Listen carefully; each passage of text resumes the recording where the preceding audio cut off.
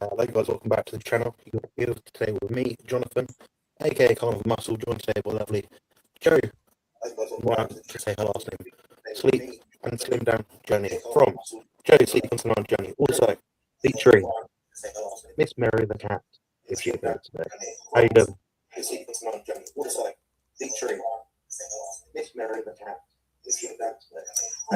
Miss Mary is upstairs. I'm sorry. I think this. Have we got some feedback? Miss Mary is upstairs. Yeah. Do you have headphones or something? Because my sound's been put through your microphone. Okay, it could be. Hold on, let me make sure this one is off. There. Is that any better? We'll find out in the chat soon if everyone gets upset. That's it. Rick's saying we've got audio issues, but hopefully, is it better now? I see Sandy's here. How's the audio? I'll ask Rick because he's quite trustworthy. Rick, how's the audio going? How does it sound if I speak?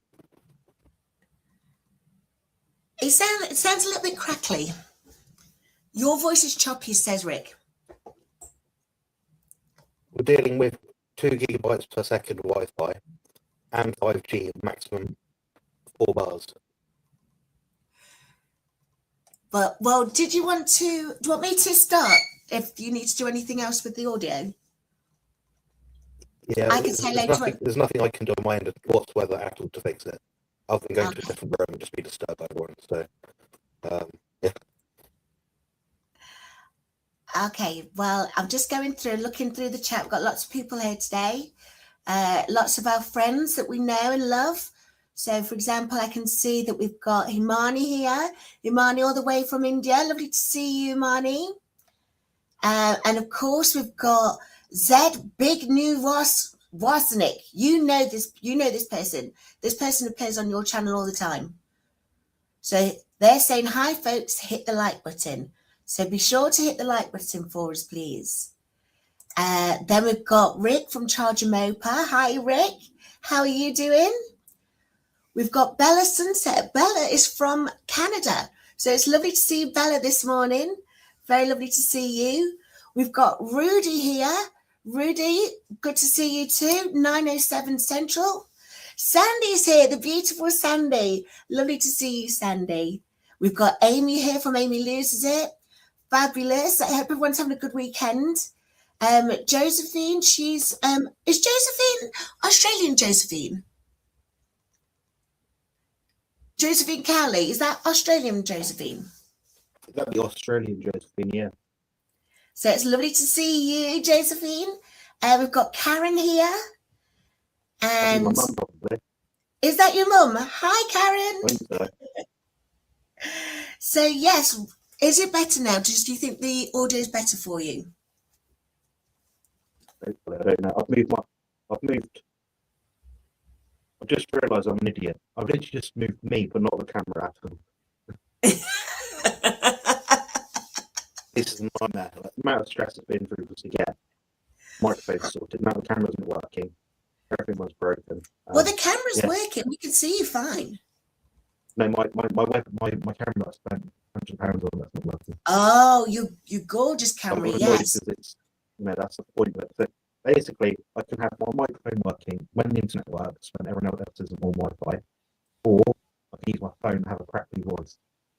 That's the best I got. Nothing I can do. Right. Well, that's cool. Well, we're here anyway. We're here to celebrate your 6 years, aren't we? So there's probably going to be lots of people just celebrating. I don't know if they've got the streamers. They've got, are they throwing up confetti? I don't know if folks throwing up confetti for you, Jonathan. Because am I right? It's 6 years that you've been doing carnivore. It's not been much of a short, to be honest. I say it's like 6 years if it's an achievement. It's an achievement in terms of milestone, I guess, but in terms of effort level, it's been very easy. It's not been hard. Probably the easiest guy I've followed, probably for the longest as well. So there we go. I'm a long-term carnivore club as well, according to Rick.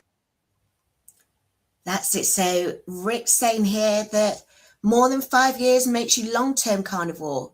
Okay, well, I've been since 2016. So I'm a veteran. Although I hadn't realised I was doing carnivore, I thought I was doing old school Dr. Atkins. You know, where you do less than 20 grams of carbs. Yeah, that's quite a good one. No, I feel like that was more like that had a bit of a strange structure to it. It wasn't like this is the diet you follow, like you follow paleo or vegetarian or vegan. It was like you follow this for a week or two, then this for a week or two, then you eat the snack bars, then you get bored, you fall off, you don't lose the weight, then you start again, then you pay more money to buy the better bars. I've got the ultra plus protein version. You see, now you're on about the mid-2000s version of Atkins. When Dr. Atkins originally wrote it, there were no bars. The only bar you were expected to eat was a bar of butter. Have you heard of, I made a video about 2 years ago called, there's a doctor called Dr. Jan Kwasniewicz, Polish guy. So he actually was, basically, he invented the Paleolithic ketogenic diet before the current people that currently do it did. Oh. This was back in maybe, I want to estimate maybe 1970, 1980. And the premise of it was around high fat animal foods. Mm-hmm. You got to be like bit of vegetables, like we're talking like a little, a few little leaves of cabbage on the plate sort of thing. Some soups and broths and things like that. Yeah, a lot of people had that, and they actually, got diabetes and remission. They lost weight, and they had all these sort of like health fixes. What was interesting about that diet was, at the time, that was when they're sort of pushing, the anti-cholesterol, anti-high fat, low carb, we've got a high carb, low protein, low sugar diet, sort of more plant-based diets, I guess. And, yeah, I mean, I'm quite surprised people don't refer back to that more, because that's, other than like the Inuit, the Eskimo people, what it's worth, the people from, well, even the Mongols back like thousands of years ago that ate high meat diet. Yeah. People know about those sort of things sometimes, but not the doctors, like the first doctor in clinical practice to actually say, here's a high fat animal food diet. We're going to get these people to do it, and this is what happens. And we got tremendous results. But what was interesting was that there was no more research done around it for years and years and years. Like people never really pushed it, and it seemed more as like a not a hippie sort of diet. It was a bit more like out of the box, a bit like a tertiary sort of thing. Like people didn't really get it, they didn't really understand the principle of it. But it's funny how food guidelines change what we eat, and also the fact that, I mean, after current food guidelines that we have in the UK right now, they did change the Eat Well plate from roughly, I don't know what the station is, but I can't remember what it was, maybe 10, 15 years ago. And they were based on keeping people alive after the Second World War, when people had rations. And they never really got updated from that point. So, it's like when people say, oh, that's sort of the food guidelines. I'm like, okay, so you're telling me that the optimal is to get people just to survive. I mean, it's not like lab, Wistar mice or whatever, any little lab experiments. We're human beings trying to live the best life. So, yeah, it's bizarre. It's quite an easy one for us to dispute, like whether you're scientifically minded or not. If you're watching this, perhaps, like you don't have to go far to really debunk a lot of the high carb, low fat sort of diets, I think. Well, the thing is, do we want to debunk, or are we actually happy to eat the way we do and feel so much better for it? And anyone who wants to join us can. I don't think we're necessarily in a battle. And it's like you did say before about Dr. Jan's diet. It's very rare we do actually know the name of the doctors. I mean, I think that's why Dr. Atkins is such a marvel, because he's one of the few doctors that we know their name clinically. But with Dr. Jan's diet, that's the sort of thing that Dr. David Unwin has been using to help those with type 2 diabetes to get their blood sugars back to a normal level and without the need for insulin, isn't it? Yeah. So, I mean, talking about blood sugar and stuff like that, I mean, what's your journey? People that are obviously curious, maybe on my channel, on following year. What's happened with you then, Joe? Well, to be fair, mine's an interesting journey, and because I've been a carnivore for 16 years, 10 years this year. So I was first diagnosed with IBS back in 2014, and then I was put through the system to see if I was celiac or anything like that, and they did find that I had a large level of you'll know this, Jonathan, IgA and the antibodies, but the A ones. I had a lot of those in my... Is what, sorry? Immunoglobulin A? That's the one. So I had a lot of that in my intestine. So the gastroenterologist referred me to a FODMAP dietitian. And through the FODMAPs, we did the process of finding out what foods may or may not set off an inflammatory response. And unfortunately, almost all of the complex carbs do. So I really struggle with anything that's lactose based, anything that's fructose, any artificial sweeteners, any oligosaccharides, and that takes a lot of food out of the equation for me. And I'm saying it takes it out of the equation. I could have kept it in, but then every time I eat them, I would have 2 days stuck on the loo, feel really lousy. I wouldn't have been able to have a life. So I did start doing carnivore, or what I used to call Dr. Atkins minus 20 grams a day. And I was doing that since 2016. And I continued to do that. But sadly, my health was getting worse. So I'm not one of those people who are a carnivore and say carnivore fixes everything.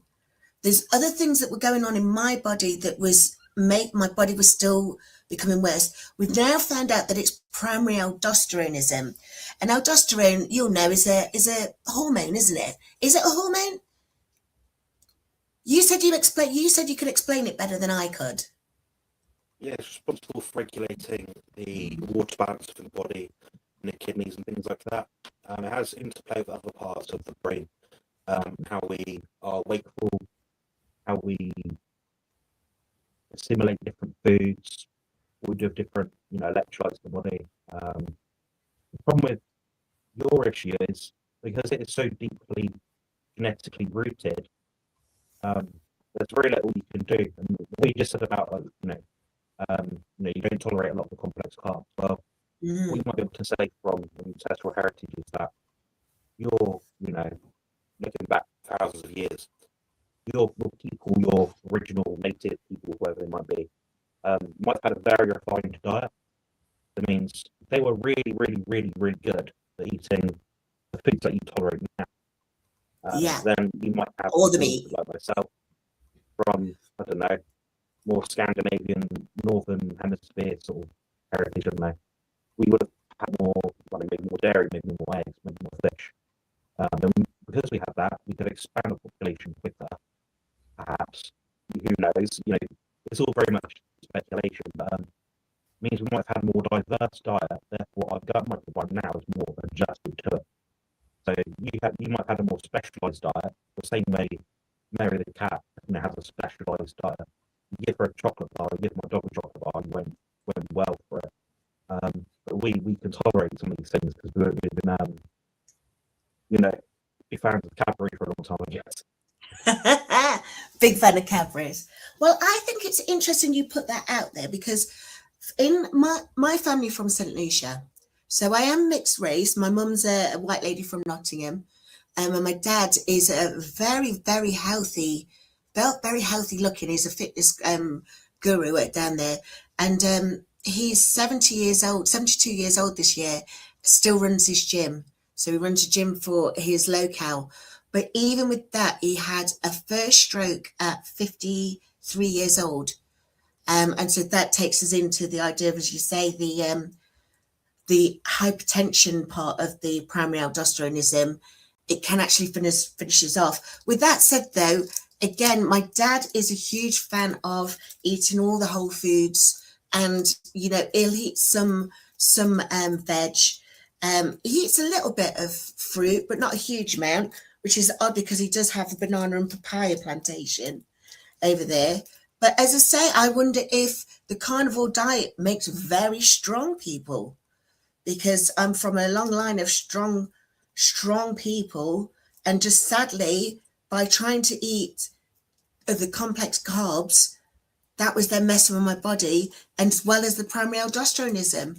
So now we're still trying to get that into, still trying to get it, what's that word, controlled. It's not controlled yet. And while it's not been controlled, I now have chronic kidney disease. I have non-alcoholic, I can't say it, non-alcoholic fatty liver disease.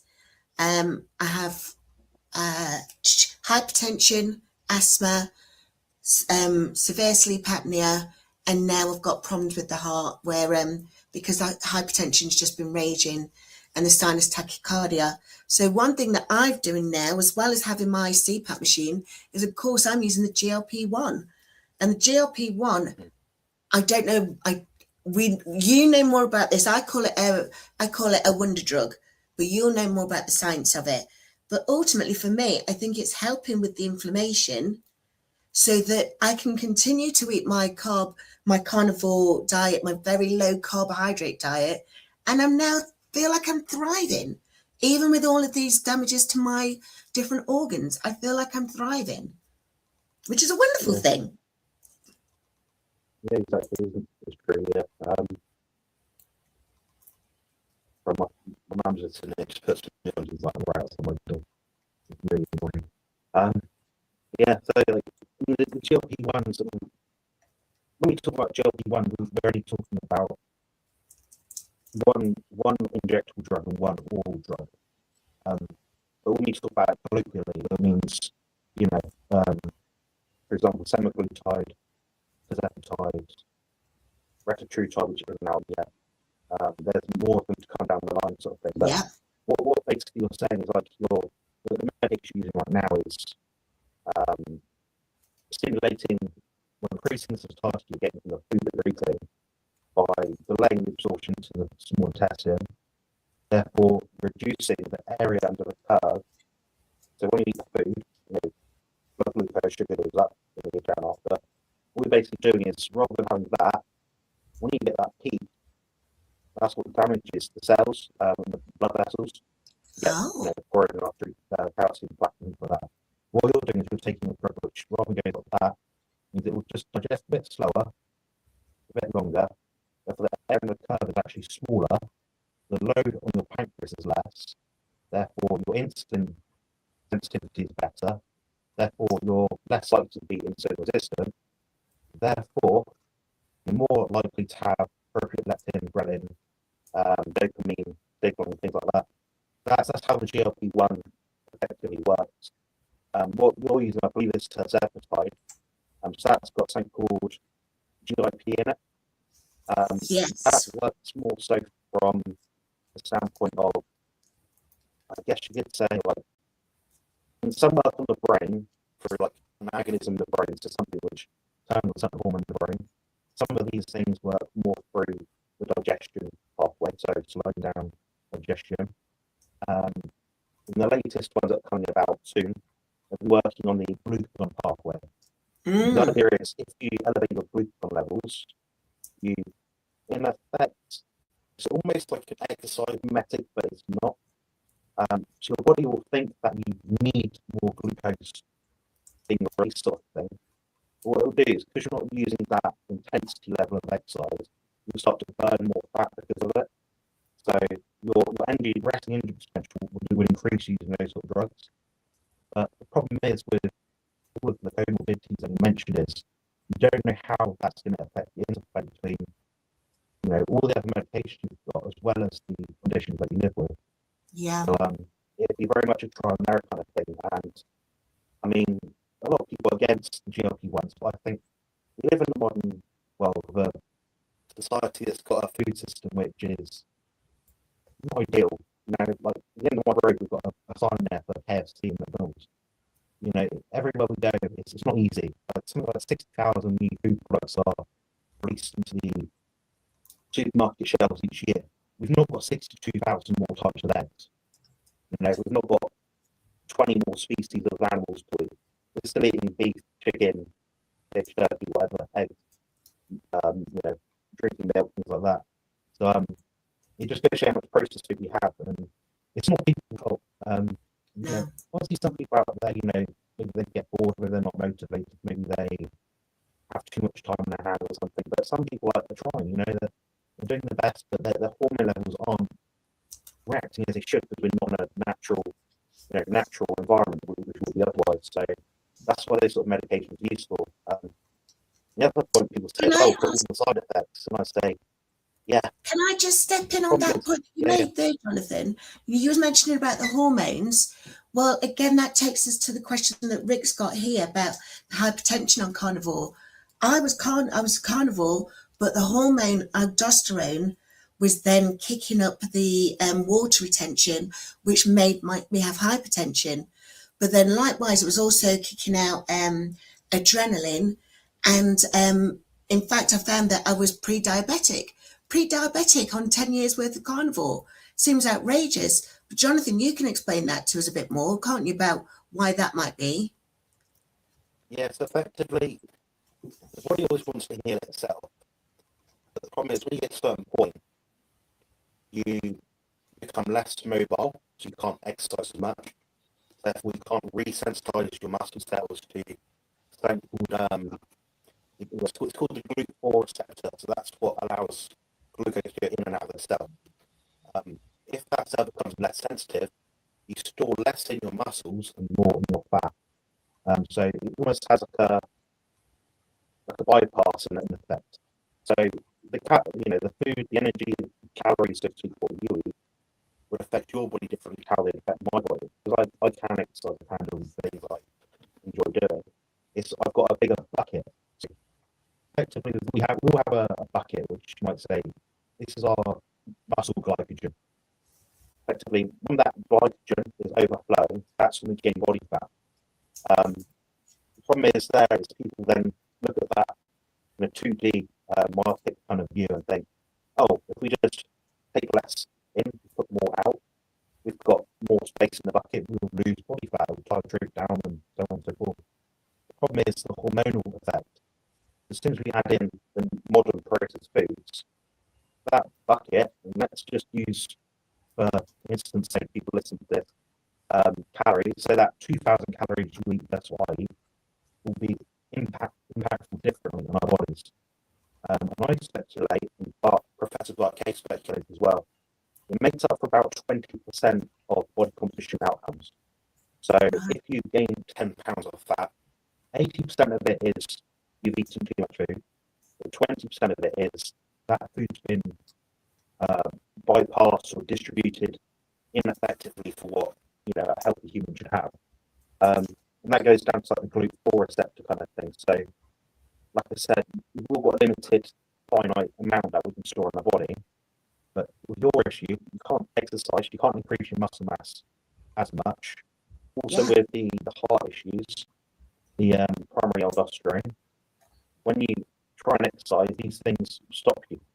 All these like other comorbidities will stop you exercising. So the way that Joe might be looking sort of go about this, it isn't a case of, oh, just stop eating, it'll fix everything. No, that will probably kill you in a few days. Because it would raise all the other things, its hormones wouldn't work right, the medications would very unbalanced, so it wouldn't be effective. And any time you lose too much fat too fast, you release more toxins into the bloodstream from your fat cells, which means that you then got more of a burden against yourself. Your body doesn't want to be stressed out. So then you'll start eating more food, so your body slows down that titration or titrates or staggers down that fat loss in effect. So the way you're doing it makes most sense. So it's like, okay, I'm going to give myself 6 months to a year, whatever I can be, and I lose 1% of my body weight maximum per week. That's a safe level of amount of weight you can sort of lose over a long period of time. And then what your goal is, you might say, I don't know, it's 30 pounds, say, so that's 2 stone. Okay, that's, and I'll say someone was 300 pounds, for example. You're looking at, what's that, like 10 weeks? Yeah. £3 a week. that's quite achievable. So that's the sort of approach you would use. But for me, it'd be a different approach because if I lost that much, I wouldn't be able to train, so my strength would drop off too far, and muscle mass would just fall off. So my approach would be different to a lot of people. So I might, because I'm already lean, I might go to 0.5% body weight per week. So when I start my prep, let's just assume I'm 103, 4 kilos right now. We're looking at maybe, let's say 0.75, 0.6 kilos per week loss. That would mean I'd lose weight to get into the right shape. I'm not got too far down deep into my injury cells that I start to lose muscle. I can still train, so I can still keep that buck I spoke about earlier big, so that when I eat more food, I'm not going to instantly gain weight. So, yeah. Well, it's interesting you say that, Jonathan, because another thing that you and I do so differently is that I do intermittent fasting. I only eat one meal a day, whereas there's no way that you could do one meal a day. It would completely impact your body differently to the way it impacts mine. Would you be able to explain a bit more about how that works? Yeah, so effectively I eat more than Sean Baker, who's like the main carnivore person out there. Sean Baker, even him, he's been doing this for like 10 plus years now, probably. Even him eats like 2 meals a day and sometimes an extra snack. But he's accustomed to that. Whereas me, my background is always, for the most part, been eating 5, 6 meals a day. Right now, I eat about 4, occasionally 3 if I sort of run out of time. I can make a bigger meal here and there. That's how I get enough food in. But my output, my expenditure, my needs are much higher than most people, so I need more food. At the same time, I'm 6'1". My brother about 6 foot. Our stomach capacity is about the same. So we're looking at just at rest 400, 500 milliliters. So me eating 2-3 kilos worth of food each day, one go, my stomach's going to go, and it's not going to digest as well, in my opinion. It's not to say I wouldn't still be able to do it. It just wouldn't be comfortable or enjoyable. What I'm trying to achieve isn't necessarily, how to put it, I'm trying to achieve something which is difficult, which I'm not meant to be able to achieve. It means I have to do things which are more difficult, which are hard for people to do, to achieve. So it just means you have to change your goal. So, when people talk about like, oh, this is the best amount of meals per day you should eat, I would say, how many times per day I'm hungry? Okay, now stuff yourself in that one meal. Is that enough food to keep your weight, stable if you're trying to maintain your weight? No. Okay, you need 2 meals. Okay, does that work? No. Okay, you need 3 meals. So that's how it should work. So people think there's this massive benefit, but yeah, I mean for yourself, yeah, there is a benefit because of your sort of eating history, just like your background, and the amount of food that you're trying to eat in order to still be able to lose weight is lower than what mine would be. So you have less meals. And if you're once per day, it allows you to stick to that methodically, reliably, and to be scientific, reproducibly. That's what you need to do. You're not wrong for doing that. So, I mean, so I know some people that eat 2 meals one day and 1 meal the next day. Then there's not any hard rules in it. I think the only problem is for some people is when they start getting to that point where they start snacking. With snacking, you never really hit that satiety response. So having like a, I don't know, and 1 egg, it's a snack. But you're better off just eating a meal. Then you'll get there's different forms of satiety. You get the stomach swelling satiety through the mechanoreceptors in the stomach and the gut. You get the nutrient density satiety. So, salmon, eggs, cheese, and meat is going to be more nutrient dense than just beef on its own. So, you see what I mean? So you have to sort of put a diet based on what, one, you tolerate, 2, you can do every single day based on how long your objective is to reach your goals. With the right amount to still stimulate those satiety mechanisms so you can still adhere to it. I think that's where people go wrong. They ask me what I do, and I'm like, it doesn't matter at all what I do remotely. There's a million and one permutations of what I do and what you do, Joe. So it doesn't matter. What people forget sometimes is you're trying to reach a goal. You just need to find a way to reach that goal.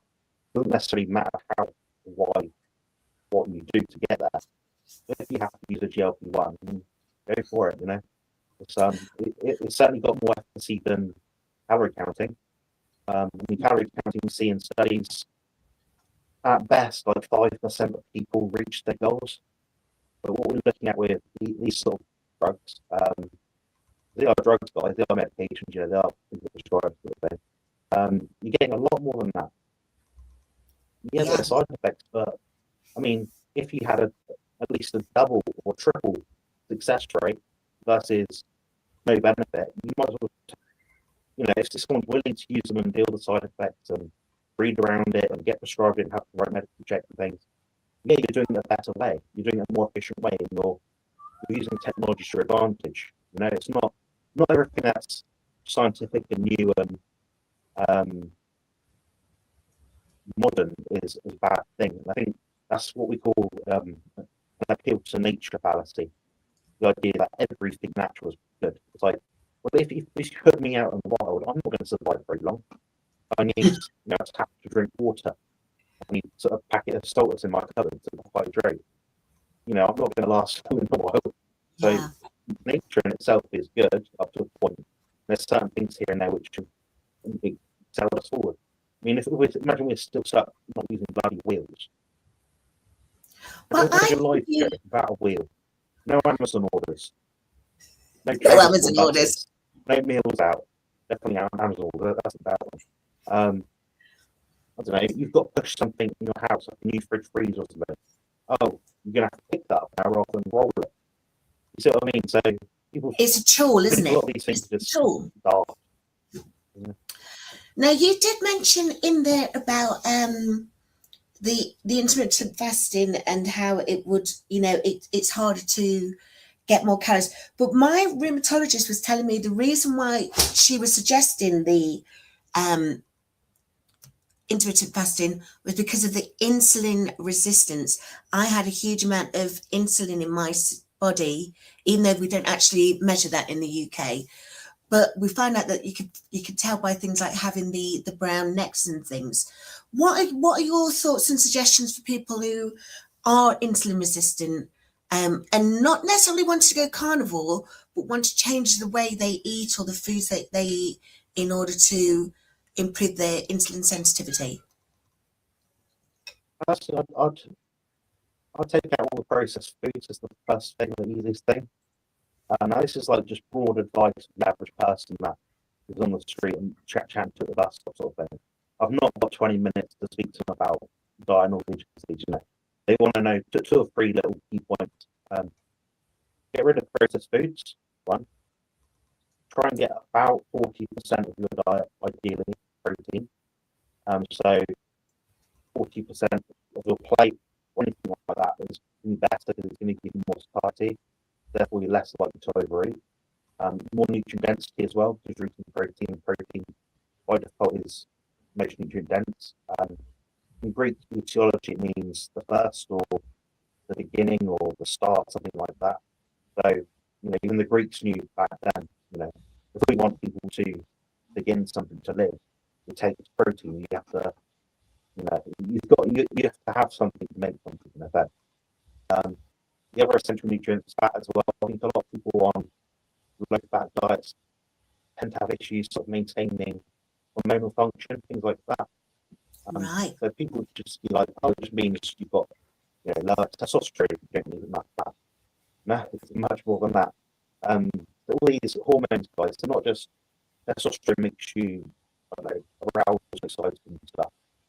It does all this other stuff around all these different biological pathways and other hormonal, you know, levels that you don't even realise. So you can draw someone's blood. Oh, you're low on testosterone here. Okay, but what does that really mean? You have to look at all the other individual hormones to find out. But the problem is that one, people don't want to follow what they're doing in terms of their blood work all the time because it's expensive and annoying. No one likes being stabbed in the arm. The other thing as well is you're almost becoming reliant on a chart or something to tell you what you should eat. And human nature by default evolved over 3.5 billion years or whatever it's happened to be. And can look at that and think, well, we've got this far without doing all this stuff. What did we used to do that we know that's got us to this point? If we look at that, we say 99.9% of what we've eaten, probably over the past whatever, as a human species, has been predominantly protein and fat. We know that's got us to this point. Everything else is background noise. So that's probably how that's how I'd approach the intermittent resistance thing. Then you can expedite these sort of things like through exercise resistance training. If you can't do that, you can do walking. If you can't do that, do anything, sat on a chair, anything. Do more than watching just these videos, guys.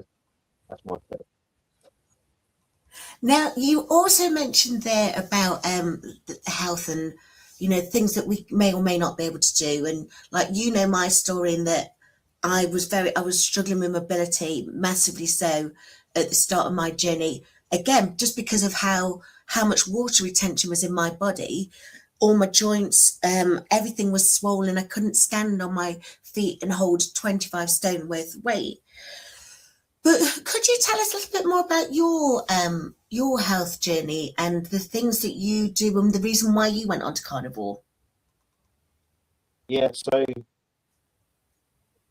my first introduction to anything dietary, like at all, was about 12 years old. And, I didn't eat anything for 2 weeks. I just drank water. I believe at the time I weighed something like 67 kilograms, something like that. By the end of the 2 weeks, I weighed 67 kilograms. I didn't eat for 2 weeks. I was like, that doesn't make any sense. It wasn't like I felt like fat or anything. I was just trying to I don't know, I just read it somewhere and it said it was for me. Like, back then I was quite naive. I never really cared that much about things. I just thought that'd be quite fun to do. God forbid, I think it's more self-destructive than anything. Yeah, so a few years went along sort of thing. I noticed people around me buying Weight Watch magazines and stuff. I'm like, oh, I can't lose weight, this, that, and the other. I'm like, sure, you just eat less food. Like, sure, that's what it is, logically. It turns out there's a lot more to it. That's when I then decided to do my degree in human nutrition. I graduated in 2018. Since then, I've just been researching thoroughly every day for the past 7, 8, 9 years. Before that, even I was researching before that. So, yeah, my health journey kind of, I guess things really started to get bad when I got glandular fever about 13, roughly. Also got fatigue as a result of that, the time-buying exercise bar virus. So automatically I was already on the back foot. Then I had an injury to my spine. That made things worse. I became, I want to say less mobile, but something like I could still do things like go to the gym, exercise, do sports and things, but it just became increasingly more difficult, more painful as time went on. Then in 2022, I had a spine fusion surgery. That didn't go very well, guys. I've got stories about that all over my channel if you want to have a look. But yeah, so that left me with a chronic pain condition. Since then, it's just gradually got worse. But what I can say is every time I go back away from what my current diet is, I feel just a bit worse. It's like a case of I'm a bit different to a lot of people, and perhaps like Rick and the channel. A lot of people start Carnivore Diet like, oh, I started and I've lost 10 pounds and I've got rid of diabetes. But I'm not one of those people. I know the damn effects of what happens when I don't follow that sort of diet. I've got a bit of a juxtaposition in that kind of sense.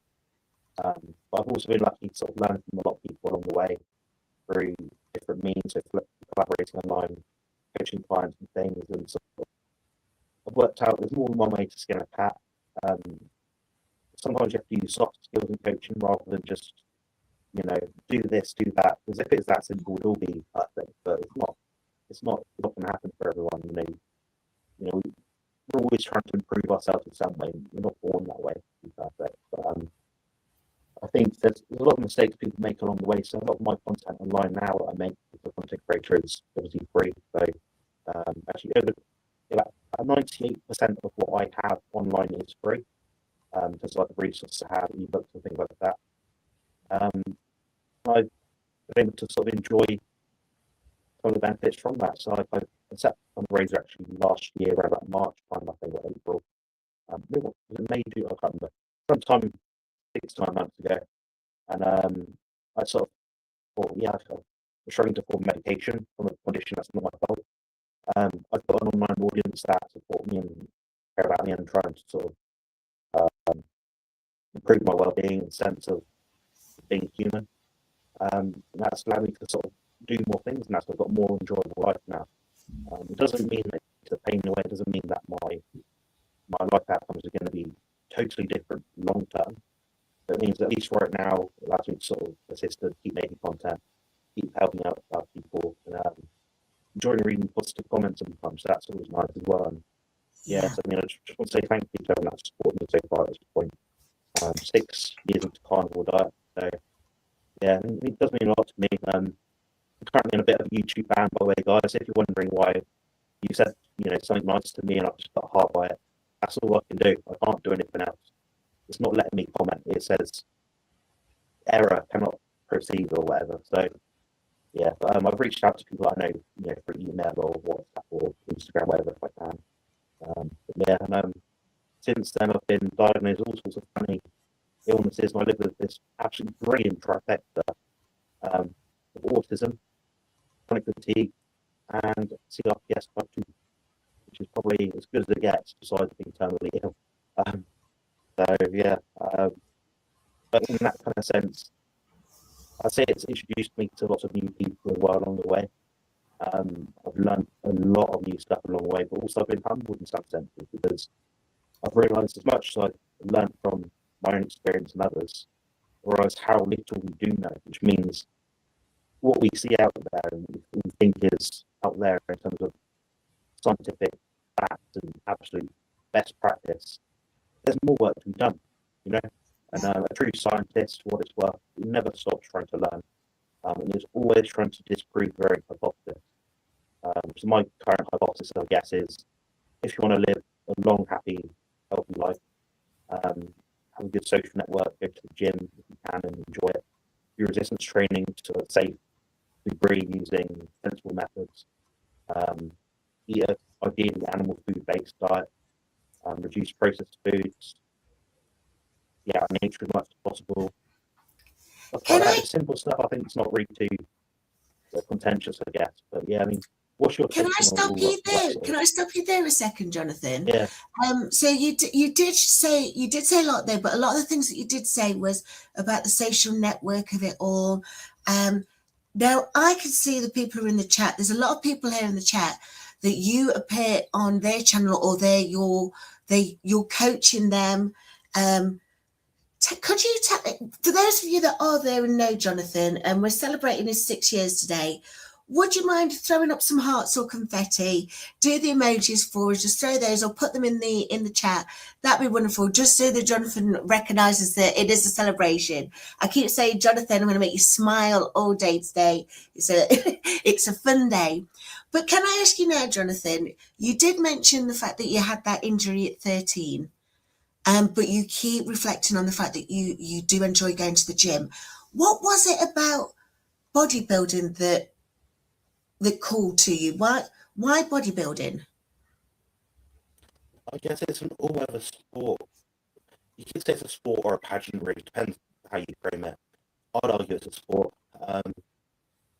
It's all-weather, so you can always do it. It's not like horse racing. You can only do it when the ground's certain temperature or touch or wetness or something.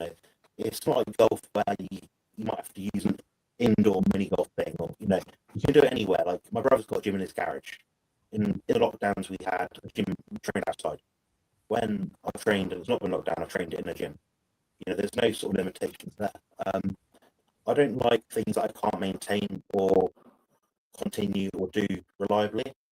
So anyone knows who knows, there's nothing really I do that's out of the box, nothing new. It doesn't mean I'm not spontaneous, it just means I revel in the things that I can be passionate about and find a little trend, sort of like find a way to improve upon. Because ultimately it's human nature to improve. I mean, none of us really, I don't think any of us really sit there at night, 40, 50, 60, 70 years old and think, I'm just going to do nothing tomorrow. I'm not going to achieve anything tomorrow. I'm going to go to bed, have my food just to nourish myself, and not achieve anything the day after that. No, we all want to do something, and obviously our passions towards things will change, and that gradient of anticipation and challenge will be different. I mean, when I'm 90, I doubt I'm going to be wanting to sort of step on stage in bodybuilding with it, You could. Yeah, I think that's kind of my stance, really. And can I also ask then a little bit more about the coaching that you do? Do you do coaching for bodybuilding as well as nutrition?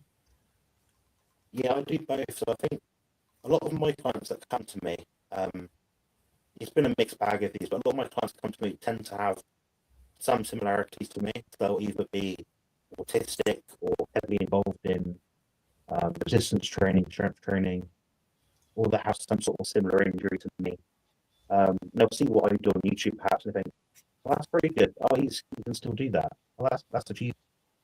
You know, so I think that I smash down a lot of boundaries that people might otherwise have.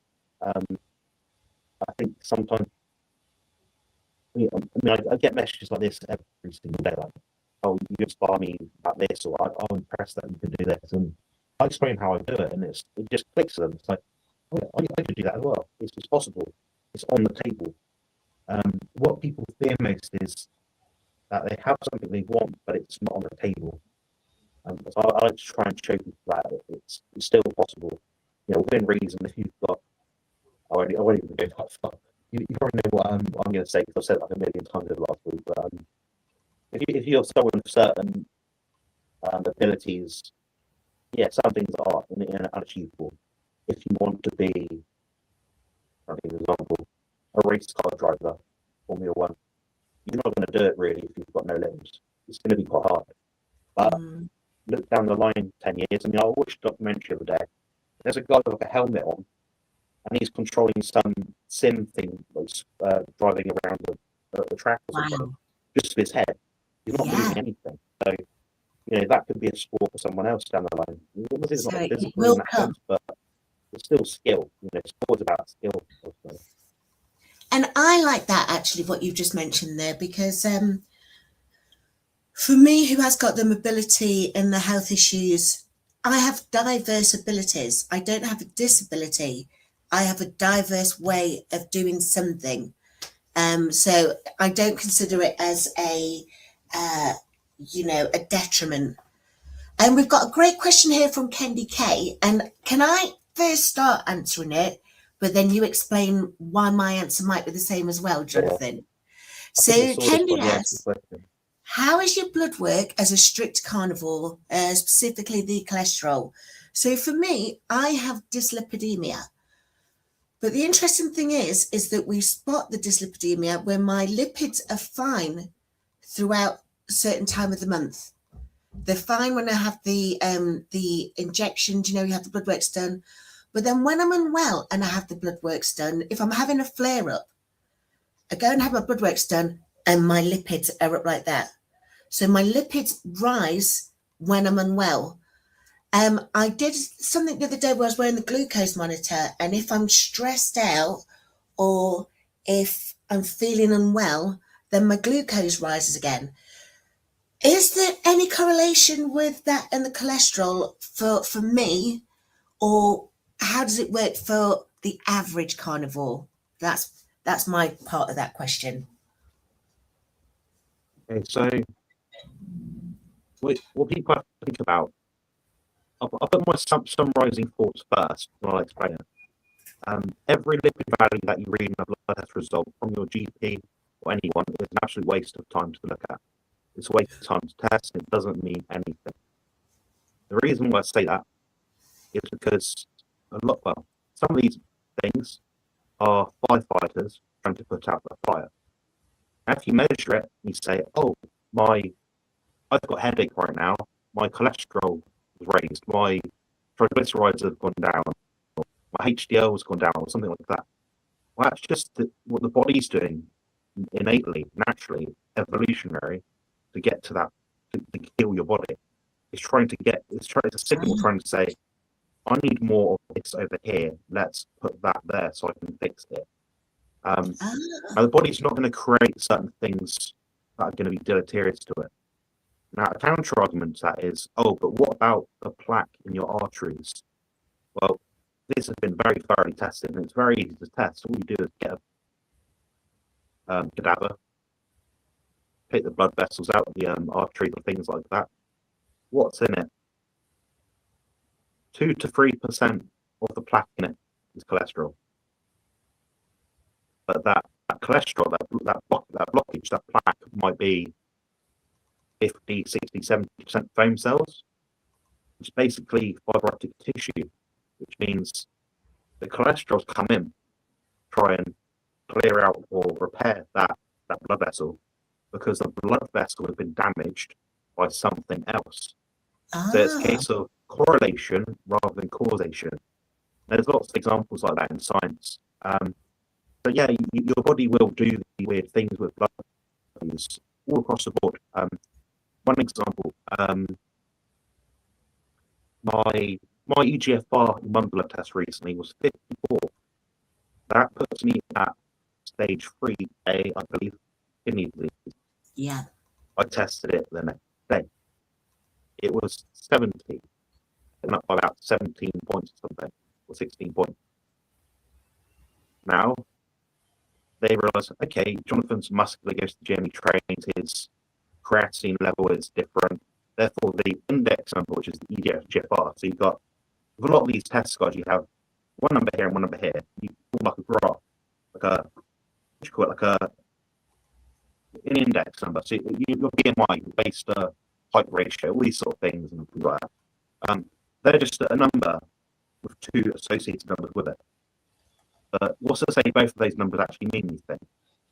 So, for example, if my waist was 40, 50 inches, I don't know, but it was all muscle. Like my job was, chopping logs all day, and I had a thick waist because I had a lot of muscle waist. That's going to throw off my BMI.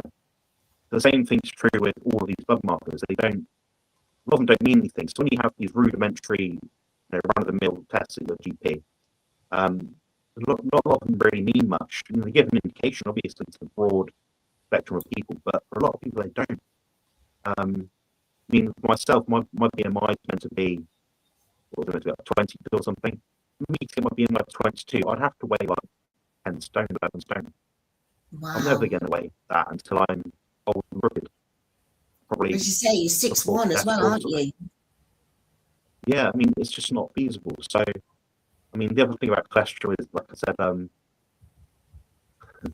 cholesterol is a good thing. Our levels are all different, and our levels are genetic as well.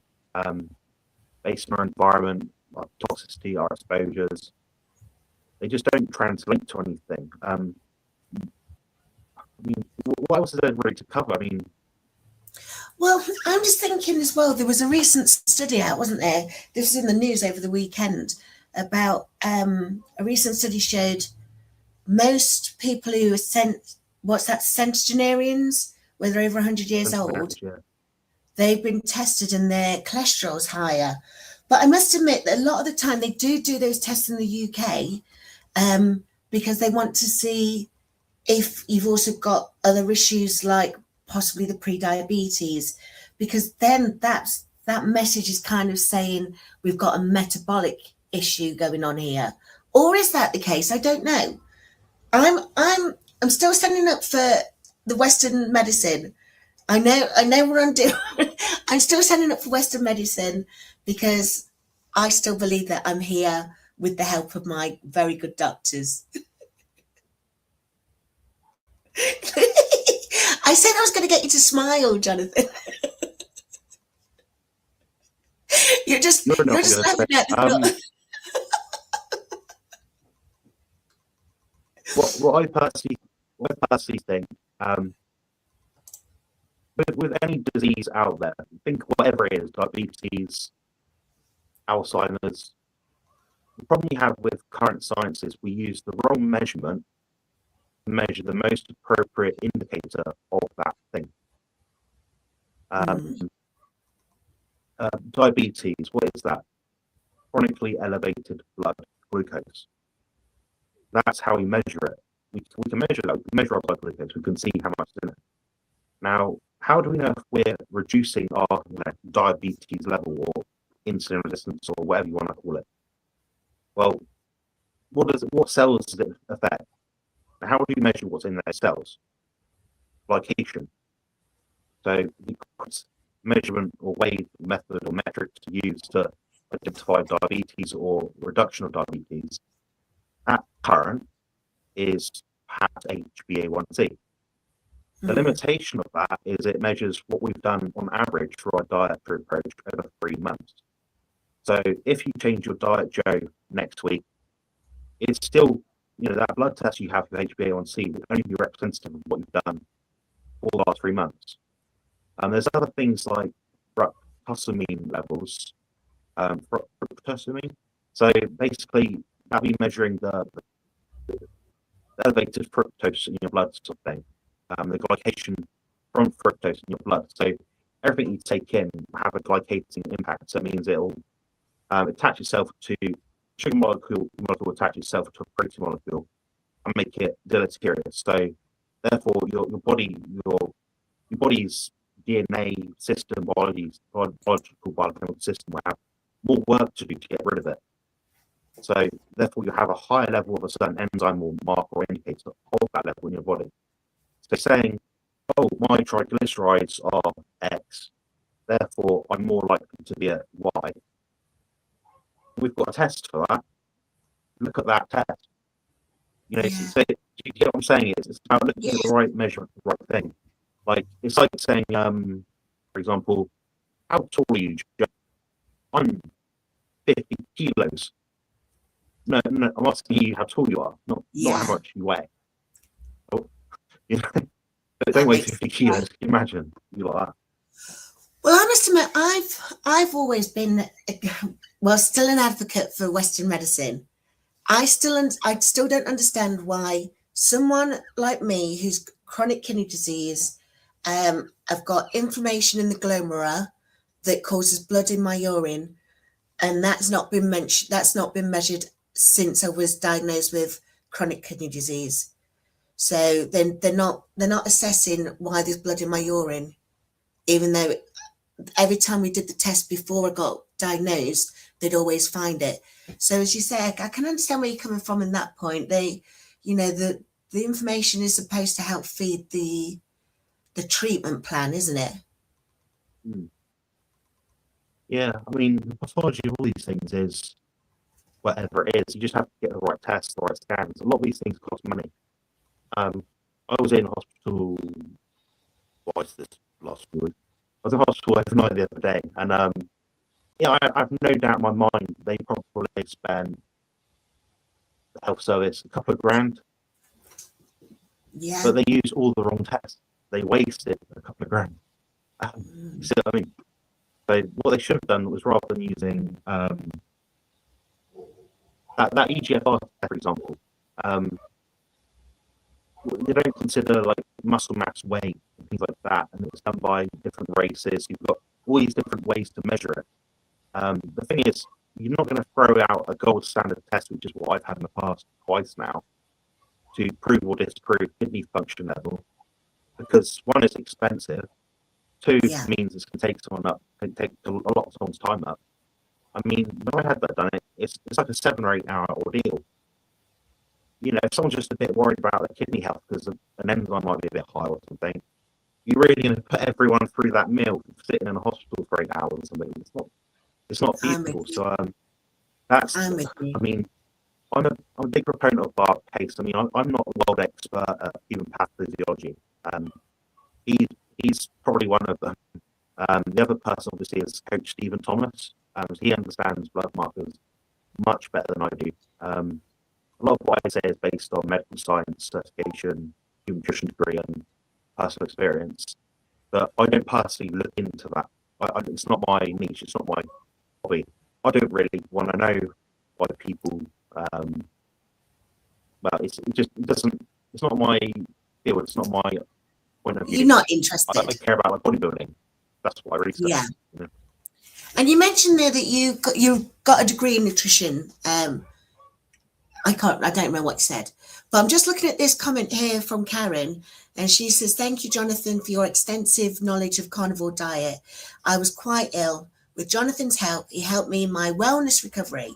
I went more carnivore diet, more meat, fish, eggs, and raw milk." So for other people who are struggling with their health, what would be your suggestion for the average person? Or are you saying it's not about the average person, it's about the individual? I don't know. What would be your suggestion for someone who is struggling with their health and they think it might be supported by changing the way they eat? I'd leave it. Honestly, you have to break down boundaries before you build them in terms of trying to develop your health. That's the biggest contention point I have, which is why I talk about like myth busting. If I say to you, well, not you, but if I say some random person on the street, eat more animal protein and more animal fat, you'll feel better for it. I've been told this about margarine being blocked and red meat causing cancer. That's not what the research says. Sorry.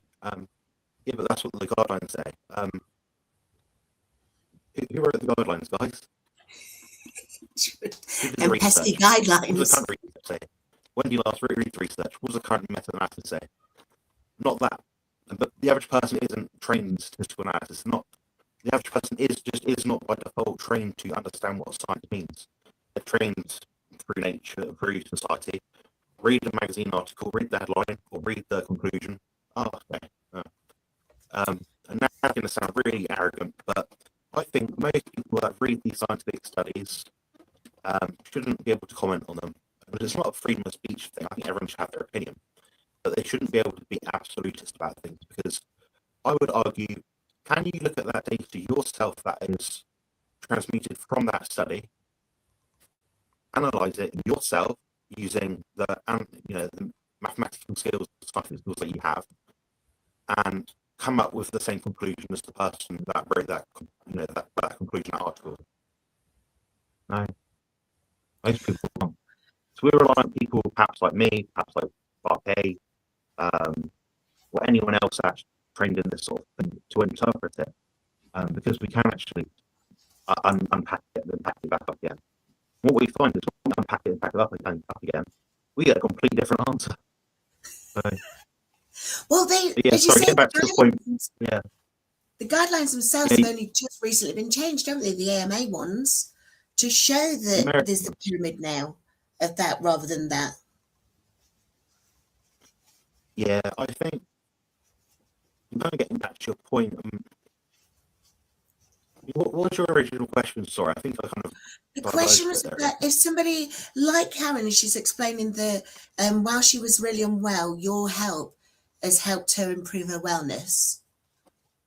So what would you advise others who are struggling with their health and they think it might possibly have something to do with something that they're eating or the way that they're eating? Yeah.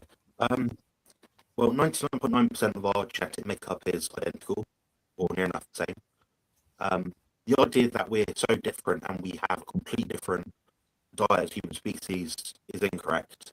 For example, you do not have 2 chambers and I have 4, and then Nightbot, who's a robot, has 20. We both got a stomach.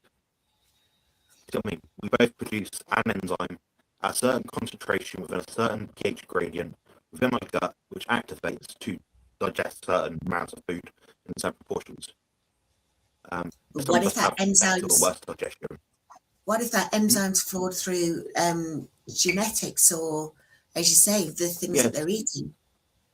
Yes, so that's where the other component is. So if we look at, it's called N15 isotope data. So they measured the carbon levels within long bones of human beings, like you and I, over hundreds of thousands of years, all over the globe, not just in Africa, Europe, everywhere, all over the globe. It's not just isolated little data.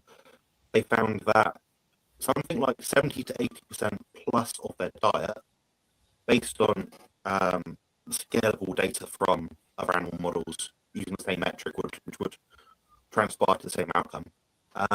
We found that 70 to 80% of our diet is ruminant meat and animal fat. So that tells me we've got to this point, you and I and everyone else watching this, from eating mostly ruminant meat and animal fat. That 20-30% difference is where that genetic element comes in. So you mentioned earlier about some people having celiac, no ability to digest certain plant fibers, for example, or plant proteins. And there's the dairy one. Something like 24% of people have 24% of people have the ability to digest dairy at a good amount because they produce enough lactase enzyme. Then we find, well, a lot of people from the African continent, originally, they don't. Perhaps they didn't have as many cows to produce milk to create dairy. You see what I mean? Yeah. Therefore, they lost that. They either never had or they lost that genetic mutation that got them to that point. So, say for example, me right now, say it works in reverse as well. So, I do have that genetic mutation to digest dairy well and tolerate it well. Now, if I stop drinking as much or eating as much, then every part of my lineage in the future, for thousands of years, they won't be able to tolerate it very well. So that's where that 20-30% comes in. And that's the change of the evolution change sort of thing.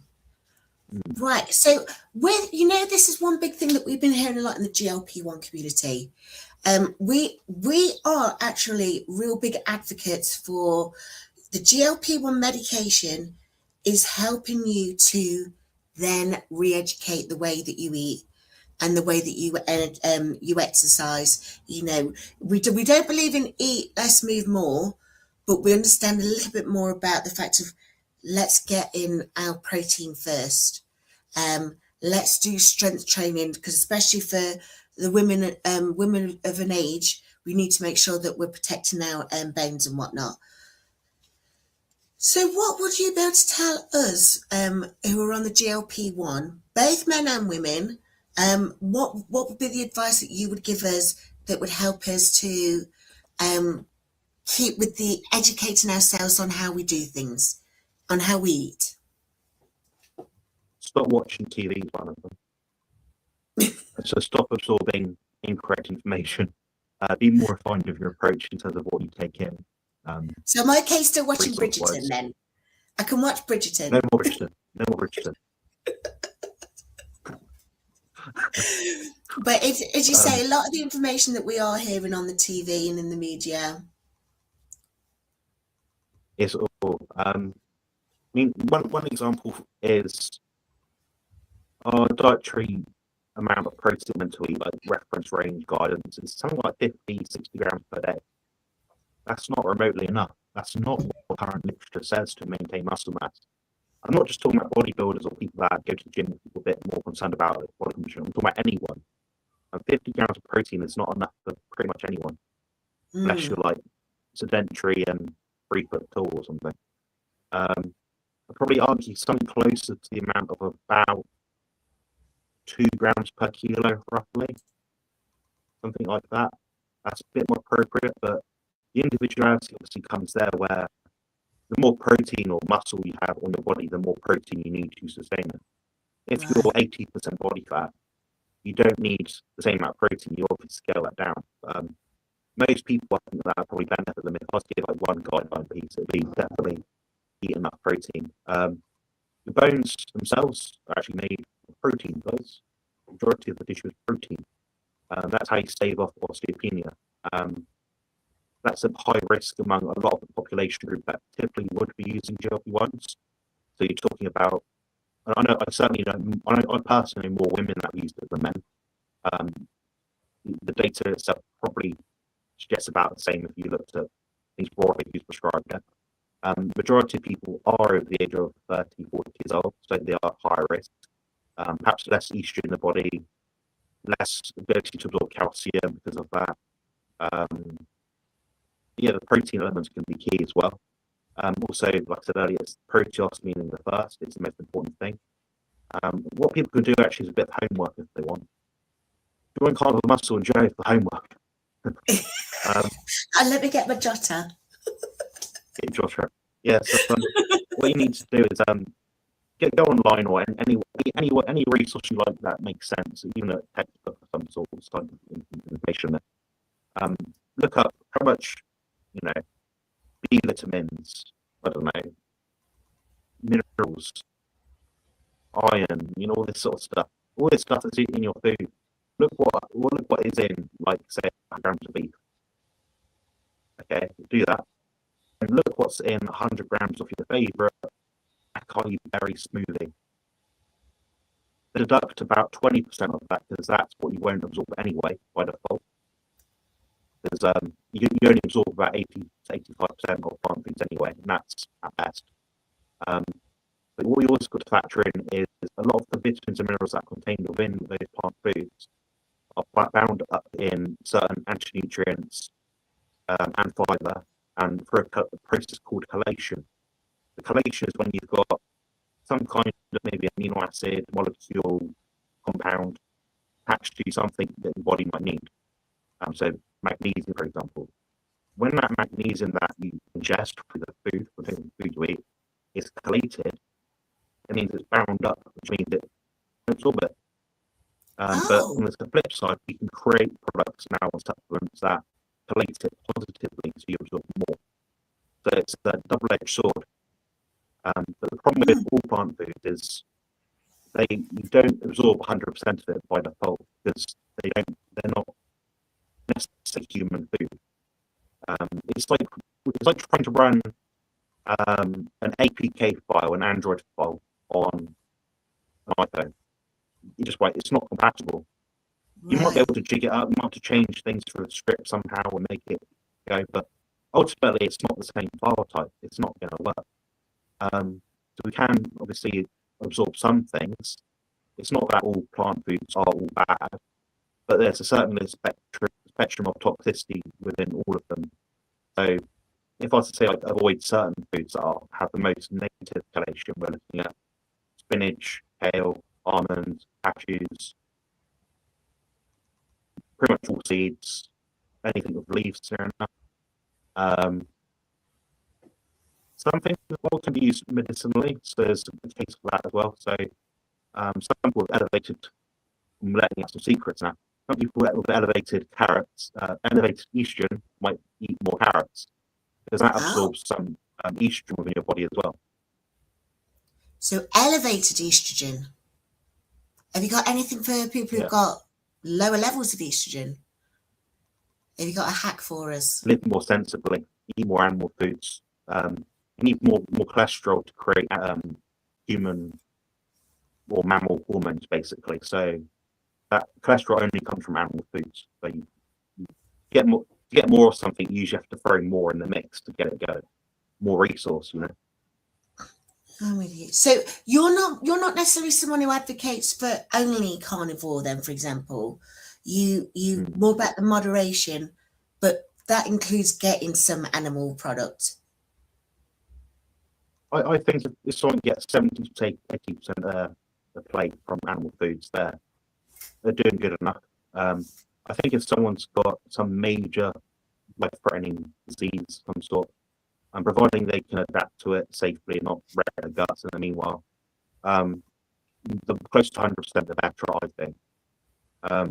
But it's I think people forget the human element, the idea that I'm only going to eat meat when I go out, and it's like, well, if you like a bucket of popcorn once a month or every few weeks, it's not going to make you fat really, and it doesn't make you diabetic, and doesn't give you bad digestion, and you tolerate it well. Yeah, why not? I don't see a problem with that. Eat the popcorn, right? I don't care much for popcorn, but yeah. There are other people though that will probably eat more carbs, and they'll use that steak as a treat. They'll have the meat as a once in a blue moon. Yeah. I know lots of people like that. They're treat myself to this 30-pound Waitrose ribeye. that's like 2 grams. And I say, you just bought a whole joint of beef for like quarter of that, half that, you know. Yeah, so yeah, it's funny, like the way we are as humans, we have we're very split, like how we've grown up and how we develop. My nan, for example, she's like 94 years old. She's got great longevity, but her thing isn't necessarily because she's eaten more plant foods. It's because the majority of life she's stayed at a healthy weight. She spent the longest majority of her life doing the more sensible thing. She's never been a perfect carnivore, a perfect exercise, a perfect trainer, perfect social circle person. But she's done the better option, generally speaking, the majority of the time. And I think some people seem to miss. I think the idea of being absolutely dogmatic and only following one approach, but getting ourselves worked up because of it, if we can't achieve that, it's more a problem. I'd rather see someone be 90% carnivore 100% of the time than being 100% carnivore 50% of the time, you know? How about 65% carnivore 100% of the time?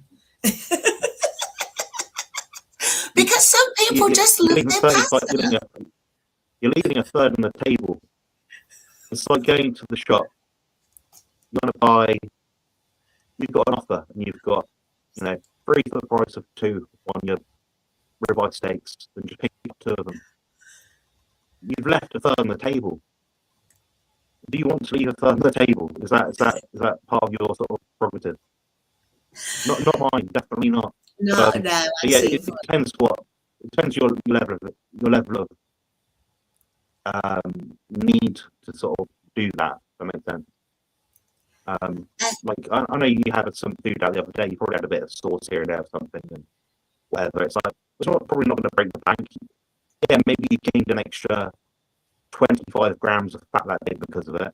If the 6 other days of the week you've lost 25 grams every day, you're on the better side of things in terms of what your goals are. So, well, great question. Because interestingly, I went out tonight for food the other day and ate the most amazing plate of different meats, but some of them, of course, did have some rubs on or some salt, some rubs, some sauce. And I stepped on the scales today and I'm 3 kilos heavier. So I'm like, but again, that's probably down to the aldosteronism, isn't it? And the water weight. So I'm not sweating it. The food was amazing. And I could spend the next hour chatting about how amazing the food was. I'm wondering, do we have any questions from anyone before we wrap this up? What was you going to say there, Jonathan? Yeah, that's the thing I have with a lot of clients. It's mostly girls that think this. I don't know if they think this, but they always point it out to me. Jonathan, I'm worried. I've gained 2 kilos this week. They'll send me their diet plan, what they've eaten that week, and the amounts. I'll say, just double checking, have you had an extra 2 or 3 kilos worth of pizza this week? No, Jonathan, I've been very strict. I had 3 raisins on Tuesday and half a Mars bar. You think 3 raisins and half a Mars bar weighs 2 or 3 kilos? They're like, oh yeah. Then they never worry again. They trust me because, it's logical, isn't it? If you don't put in 3 kilos worth of food, you're not going to gain 3 kilos. It's just your body doing silly things with electrolytes. It's not a big deal. It's when you're chronically gaining 3 kilos, okay, then you've got a problem. And your food, your diet, your baseline is too much. So that's a great segue into the next question I've got for you, is asking more about the coaching that you do. So, who do you help?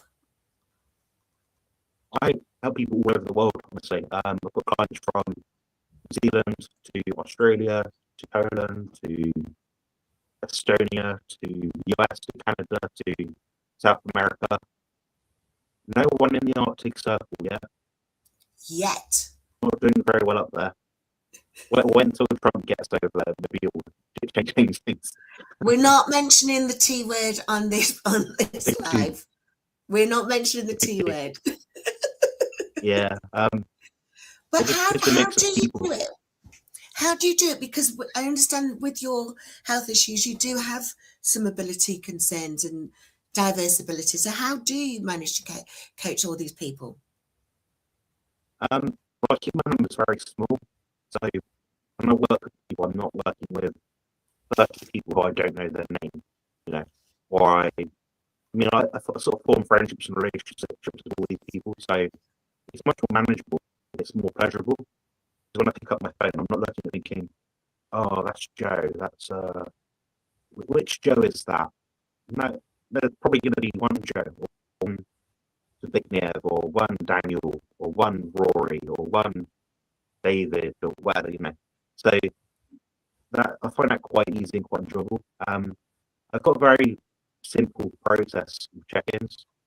I don't like people to worry about things. I do the worrying for them. I like to keep things really sort of transparent as well. I don't give them plans they can't follow. So usually when I sort of work with someone, usually I'll have an initial consultation if they don't give them thing. I'll be able to sort of suss out, okay, they're a type 1 or a type 2 personality. I can give these people a bit of front sort of thing. Like they'll if I tell them to eat nothing, they'll do it sort of thing. That hasn't happened yet, luckily. But there's nothing on any of my client plans or anything I wouldn't be able to do myself. And that's as I am right now. So bear that in mind. But they still achieve what they need to achieve, and I also help people sort of have very realistic goals so that they know, okay, this is the time frame they've got, they give me, and this is how we're going to do it. And I sort of have a rough idea of, and if they ask me, oh, what do you think we'll do by month 3 out of 6? Well, hopefully I aim to get you to this sort of point, you know. With all the people I work with, I try to get them to a point where I don't just give them the plan, I educate them along the way. So when they're curious about something or they query what they're doing, it's not just generic, oh, just stick for the plan, it'll work. No, they want to know. You know, if they're investing in me, they're investing in my time sort of thing. You know, I want to take my time back. So I explain things, how they work. And, you know, usually it's a very simple process. It just means, a lot of the time, it just means getting them onto a plan which is better than what they're doing currently. When you've done this so many hundred times over, you tend to know what people need to do. Like anything, like if you're a lifeguard at a pool, you know, okay, that person there might be drowning. This happened 100 times this week, and they're 10 meters away from me. I need to jump out this angle from this part of the pool, and I'll get some quickest by doing it this way. It's the same principle.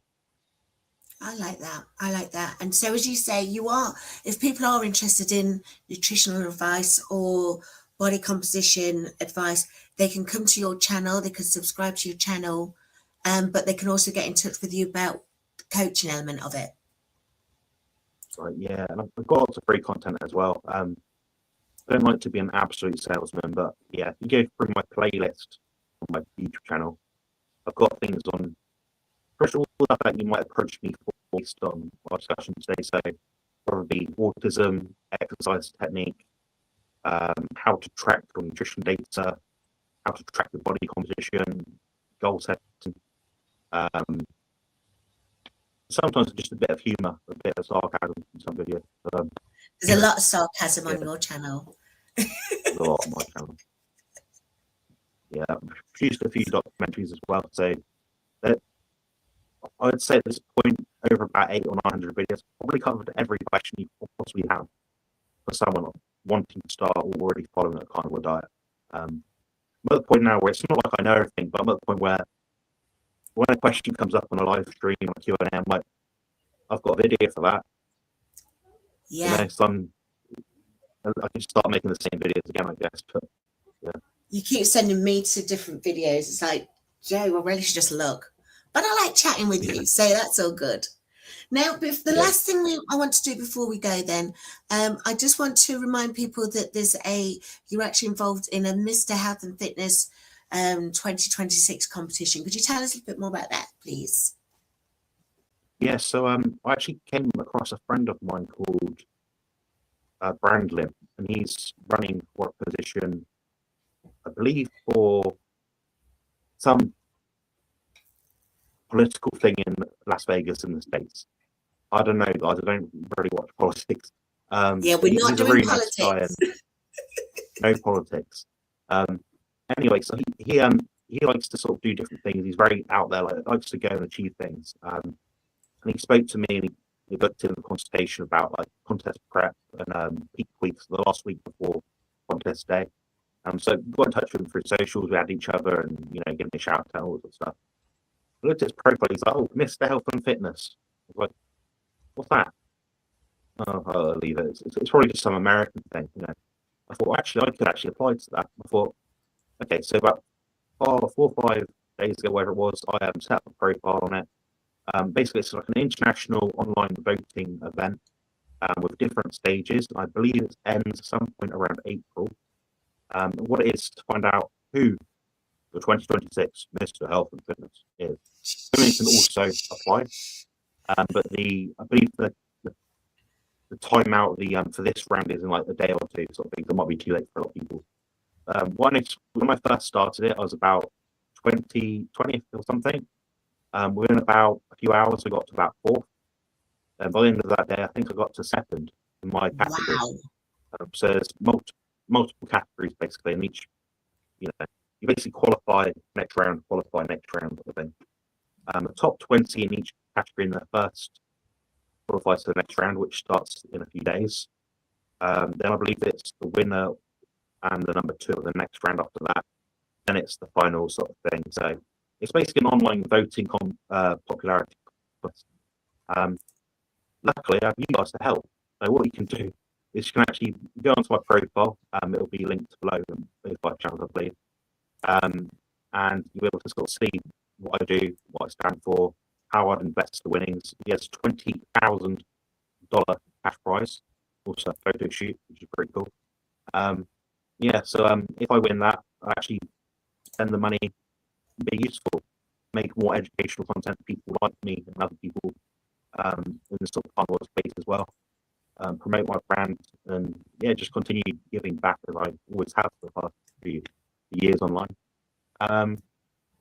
That's kind of my goal, but I've got quite an interesting story we've kind of discussed through this already, and that'll go into more detail throughout.